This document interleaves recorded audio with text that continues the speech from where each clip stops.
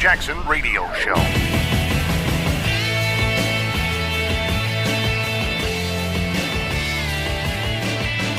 Greetings and salutations. You are tuning in to the Disgruntled Millennial portion of the Kevin Jackson Radio Show. I am Brett Siegel, the Disgruntled Millennial, broadcasting to you live from my safe space down here in northern Florida, where I'm always free from your bigotry, racism, hatred, microaggressions, and patriarchy. We are here today with Michael Campina, a photographer who was on ground zero of the Charleston anti-Confederate monument rally, the white nationalists versus the Antifa folks, which to me looks like a bunch of socialists duking it out with each other. I don't like any of them. But we are here today with Michael Campina. He is a photographer in Charleston. He was just telling us about basically one of the things that he didn't even realize growing up, which is that, you know, people have light skin privilege, dark skin privilege. You know, there's different kinds of Latinos all around South Florida and, of course, all around the country. But growing up, until race and color and all this became a big deal again, it didn't really peek its ugly head. Let me ask you something, Mike. What was it like moving to Charleston? Was it a culture shock? No. It should have been. I did spend some summers, full disclosure, in Beaufort.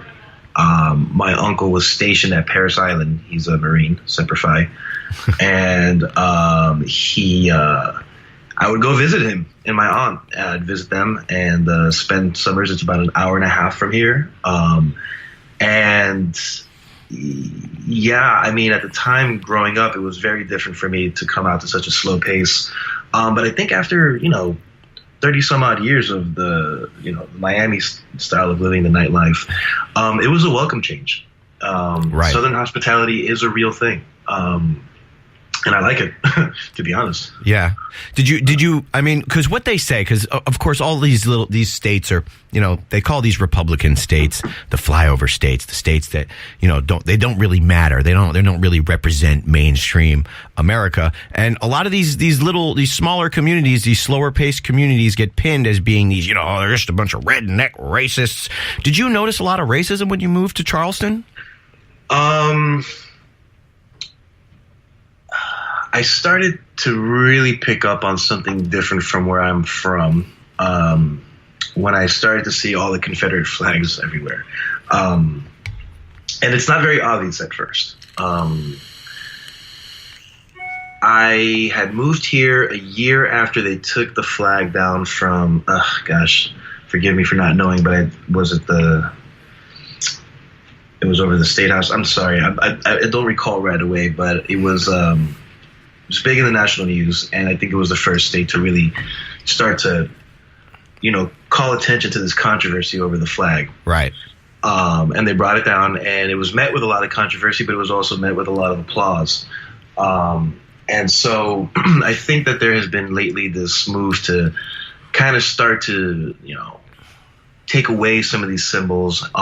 It's not very apparent, in the downtown areas, but once you start getting out into the plantation areas, where the big old houses are, and you'd be surprised how many flags you will see.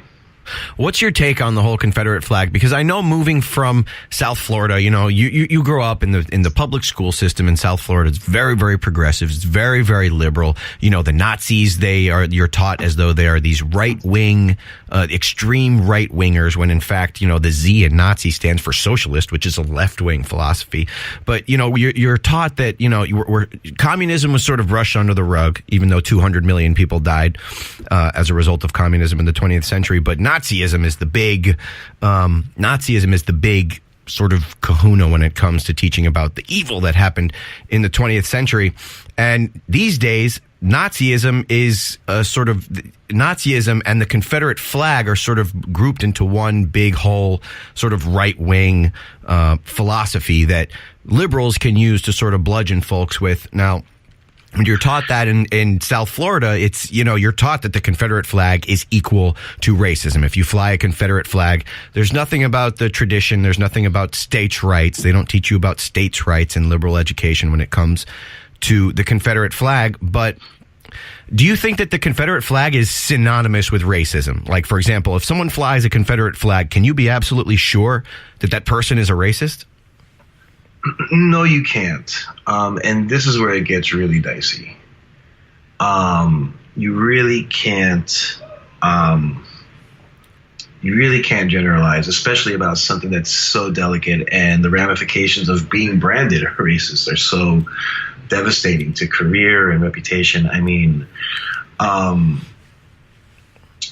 think that there are certain cultural nuances that may not be understood to a lot of people. Certainly, I don't understand a lot of them. But I reject the idea of wholesale removing someone's right to, honor or cherish or remember anything that they value as part of their history. And that's probably where the biggest problem in the national discourse is going, is that if it's vogue to be against something, it doesn't matter if you have a right to express yourself. You just shut down and you're just not allowed to speak anymore. That's not what I remember growing up learning about the idea of freedom of speech. Right. It's kind of ironic that these folks who say that they're trying to support the American way. It's un-American to have, it's the rebel flag, to wave the Confederate flag. It's the rebel flag. Then in the next breath, they want to shut it down, which is basically shutting down your free speech, which is a quintessential, fundamental aspect of what it means to be an American, to embody and embrace the American way, per se. So, to me, the hypocrisy is absolutely blaring. Now, you were at a rally recently, which was a rally to preserve some of the Confederate monuments. And as we both know, in Charlottesville, someone was killed during one of these rallies. What was the tone like when you got to the rally and started taking pictures? And what was the difference between the two sides, the Antifa side and the white nationalist side? Well, that was interesting.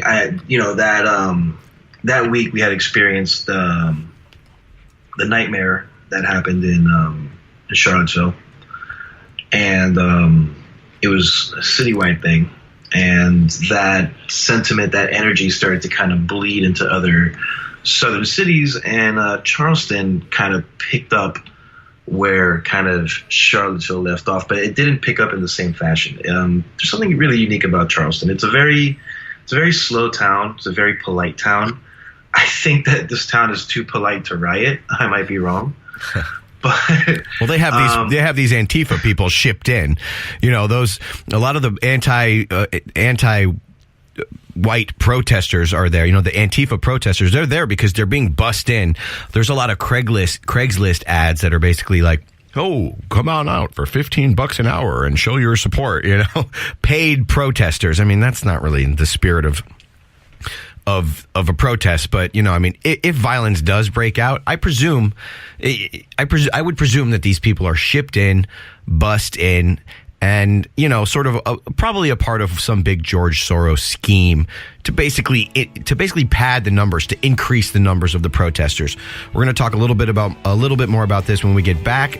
Get me at Shaq General on Twitter. This is the Kevin Jackson Radio Show.